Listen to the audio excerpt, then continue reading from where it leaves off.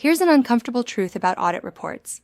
Most of them don't get read, not properly anyway. Leadership opens the email, scrolls to the overall rating, glances at the number of findings, and closes it. The 30 pages of detailed observations, root cause analysis, and carefully worded recommendations, ignored. A great audit report doesn't just document what's wrong, it makes it impossible for management to ignore. Writing an audit report that drives action is one of the most career-defining skills for an auditor, and it's mostly learned through trial and error. In the next 5 minutes, I'll show you how to structure an audit report that leadership actually reads and drives real remediation.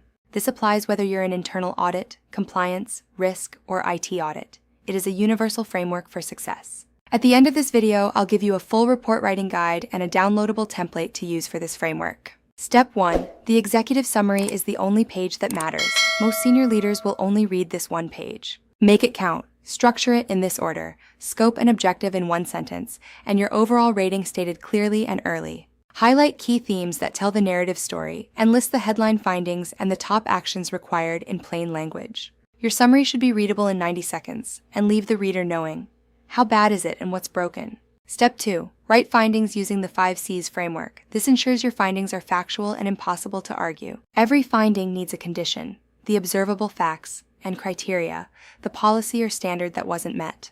Then identify the cause, the root reason why it happened, and the consequence, the potential impact on the organization. Finally, provide a corrective action, a specific, actionable, and time-bound plan for management to fix the problem. The 5 C's ensure your findings give management everything they need to understand the problem and actually fix it. Step 3. Rate findings, so they can't be argued down. Use a clear, documented rating framework with objective criteria. Define critical as an immediate threat and high as a significant control weakness. Medium and low represent moderate or minor gaps. Each level should have a specific remediation timeline. Critical findings require action in 30 days or less. High findings within 90 days. If management pushes back on a rating, point to your objective criteria. This moves the conversation from opinion to fact. Step 4. Write recommendations that are actionable, not generic. Avoid vague advice like improve the control environment. A good recommendation specifies what needs to happen, who is responsible, and by what exact date it must be finished. Every recommendation should answer those 3 questions. Specificity prevents management from claiming they didn't understand the expectation. Limit yourself to 1 or 2 recommendations per finding. Reports with 50 recommendations are simply ignored by leadership. Step 5. Tone. Firm, fair, and forward-looking. State facts, not judgments. Avoid emotional or inflammatory language. The moment a reader feels attacked, they stop reading.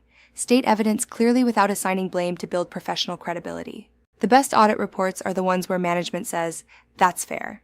Fair doesn't mean soft. It means accurate and professional.